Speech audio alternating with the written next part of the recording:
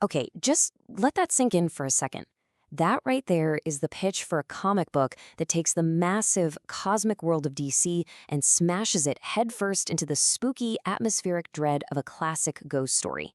And right at the center of it all is one character, Grail, and her journey into the absolute heart of darkness. So, what we're diving into today is this incredible concept called Dark Hollow. It's a potential series that throws the DC character Grail into a brand new, totally terrifying world. You gotta forget everything you think you know about superhero comics. This is pure gothic horror. Think Sleepy Hollow, but it's also packed with the heavy-hitting philosophy of Friedrich Nietzsche. All right, so here's our roadmap. First, we're going to figure out what on earth a Nietzschean ghost story even is. Then, we'll see why good old-fashioned morality just completely falls apart here. We're going to follow Grail's journey into a new kind of power, meet some truly terrifying monsters that are literally made of ideas. And then finally, we'll tackle the big, tragic question at the core of the whole thing. First up, a Nietzschean ghost story. See, the whole idea behind Dark Hollow is to completely redefine what horror can be by giving it this deep philosophical backbone. The point isn't just to make you jump, it's to make you question absolutely everything. This whole story runs on what you'd call existential horror. The scariness isn't coming from some monster jumping out of a closet. No, it's that creeping, chilling feeling you get when you realize the universe doesn't actually care about our ideas of good and evil.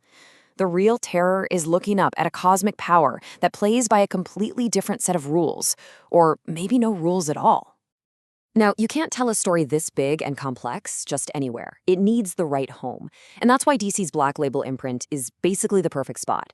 It means the story can be its own thing, totally separate from the main DC continuity. It lets the creators go deep on these really mature, heavy themes without pulling any punches. And that brings us to the failure of morality and our main character, Grail. This is where we get to the core of her problem. What do you do when being a hero isn't just not enough? What if it's completely impossible? So let's meet Grail. And yeah, you heard that right. She's the daughter of Darkseid, the ultimate cosmic bad guy. But when we meet her, she's not some warrior princess. She's an outcast Amazonian historian, an academic, an observer. She's pulled into this haunted town by these powerful visions. And get this, her only power is this quiet, passive ability to just sense the dark energy that's festering there. It's like a faint echo of her father's anti-life equation. And here's the central conflict, laid out perfectly. In one corner, you've got her Amazonian upbringing, what Nietzsche would call a slave morality. It's all about honor, justice, protecting the weak, the hero stuff. But in the other corner is the force that's poisoning Dark Hollow, the will to power. It's not evil, it's just raw, cosmic energy that couldn't care less about right and wrong.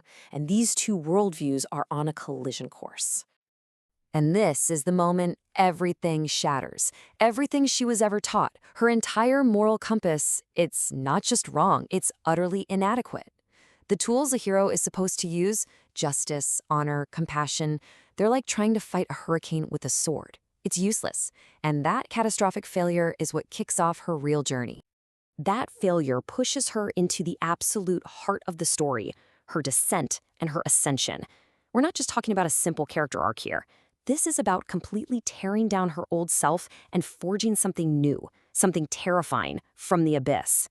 Her whole transformation basically follows Nietzsche's idea of the Übermensch, or the overman. It happens in 4 key stages. First, she faces that total failure of her old morals. Then, and this is crucial, she makes a conscious choice to throw them away. After that, her passive ability to sense darkness becomes an active power she can actually control and wield. And finally, she becomes the Übermensch, creating her own values way beyond our simple ideas of good and evil. I just love this metaphor from the pitch. It captures the whole idea so perfectly. To handle a world that's fundamentally broken, a world that doesn't fit your tools, you can't just try harder. You have to melt down your own soul and forge something new, something stronger, something harder.